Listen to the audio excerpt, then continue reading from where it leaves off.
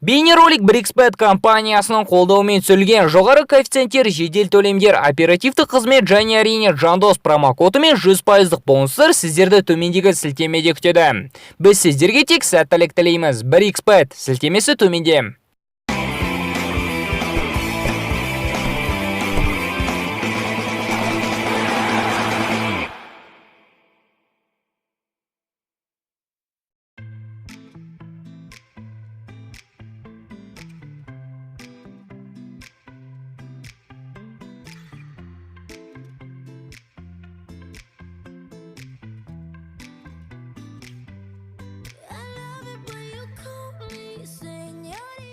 Олар біздің планетамыздағы ең үздік футболшылар. Олар біздің көз алдымызды футболдың тарихын алтын әріптермен жазып келеді. Олардың бәсекелестігі футбол әлемінде шешімін таппаған жалғыз сұрақ. Олар Лео Месси мен Криштиану Роналду, заманауи футбол эпохасының патшалары.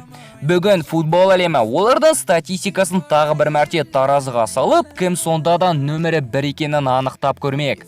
Арнамызға жазылып, қоңырау түймешесін басуды ұмытпаңыздар. Ал біз бастаймыз.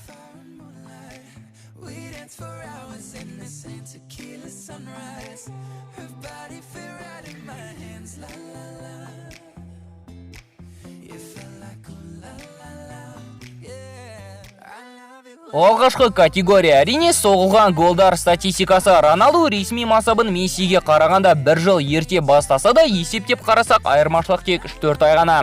Және Криштиану алғашқы жылы ротация ойыншысы болғандығын ескере, соңғы 5 жылдағы көрсеткішті емес, жалпы статистиканы келтірген жөн болар. Бүгінгі күнге дейін Роналду Манчестер Юнайтед, Реал және Ювентус сапында 725 ойын өткізіп 582 гол соқса, Лео жалғыз Барселона сапында 687 матчте 603 голдың авторы атанды. Алғашқы ұпайды аргентиналық бомбардир алады.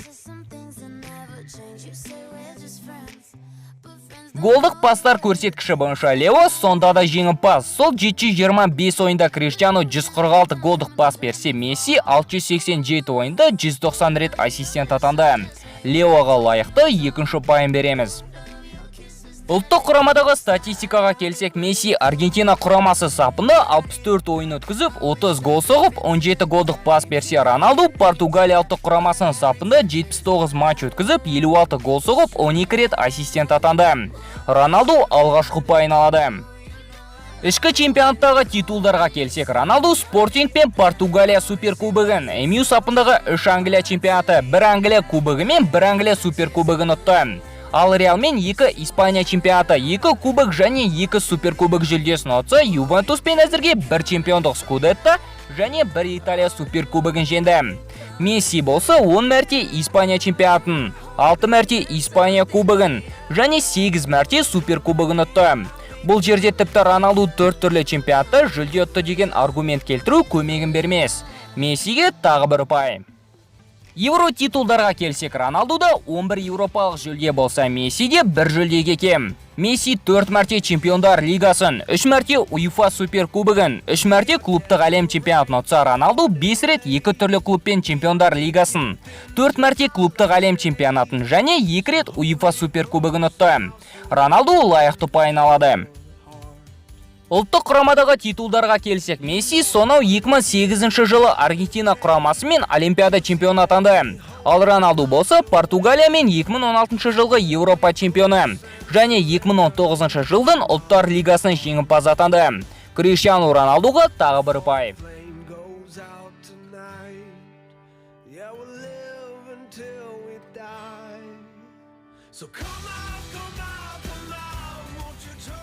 Жеке жүлделеріне келсек, Роналдуда Мессиде жыл сайын түрлі индивидуалды жүлделер ұтады.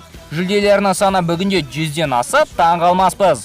Сондықтан ең танымал престижді жүлделерді ғана есептеген жөн болар деп шештік. Алтын доп жүлдесі бойынша екеуінде де теңдік болса да, алтын бутса жүлдесінде Мессиде аздаған басымдылық. Роналдуда 4 алтын бутса болса, Мессиде бақандай 6 бутса. FIFA-ның The Best жүлдесін Роналду 2 мәрте ұтса, Месси әлі де ұтпады. Ал УЕФА нұсқасы бойынша жылдың үздік футболшысы жүлдесін Месси 2 мәрте ғана ұтса, Роналду 3 мәрте ұтқан болатын. Роналдуға тағы бір ұпай.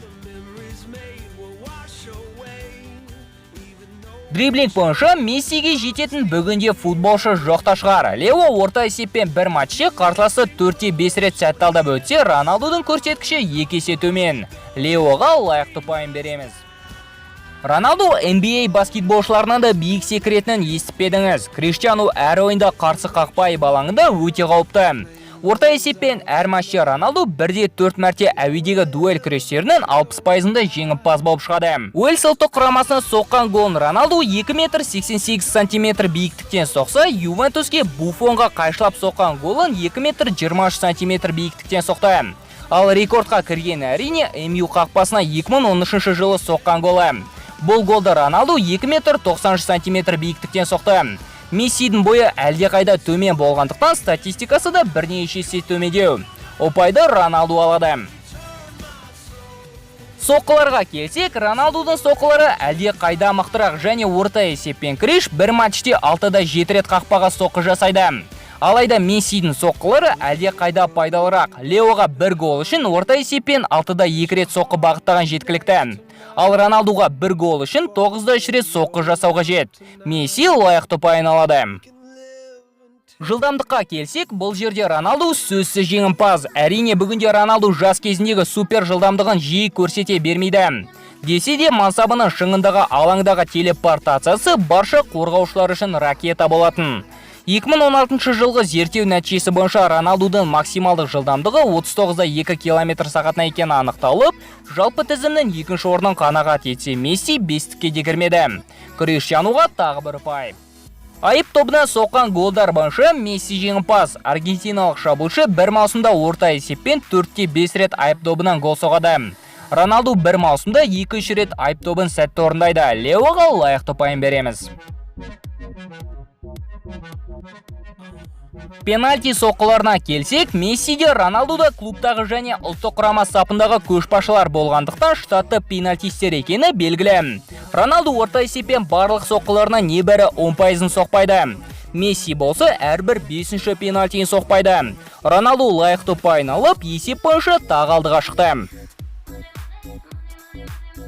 Роналдудың Ювентустағы бір жылдық жалақысы 31 миллион евроны құраса, Мессиге Барселона жылына 41 миллион евро төлейді.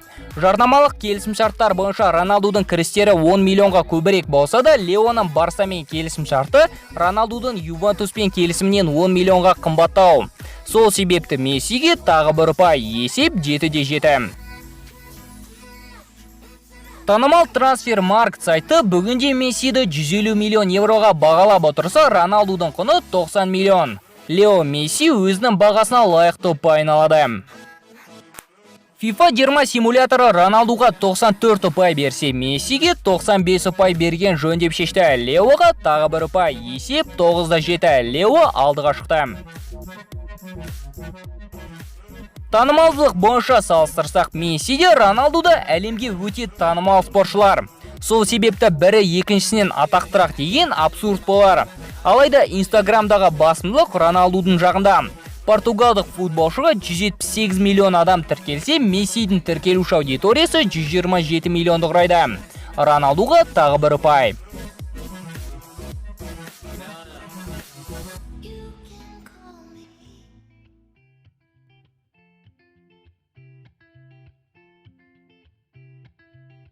Достар, Мессиде Роналдуда ұлы футболшылар. Сол себепті бізге ешкімді ренжітпес үшін бір категорияны есептемей тең нәтиже бере салуға болушы еді. Алайда бұл батыл болғандықтан тек бір ғана жеңімпаз болған дұрыс болады. 9-да 8 есебімен бүгінгі үлкен айқасын жеңімпазы Месси атанды. Алайда трансферлық баға мен жалақы ойыншының мықтылығын көрсетпейді. Сол себепті екеуі де бірдей мықты ұлы футболшылар деген пікірде болғанымыз әділеттірек болады. Келесіде кездескенше достар, футбол бірінші орында.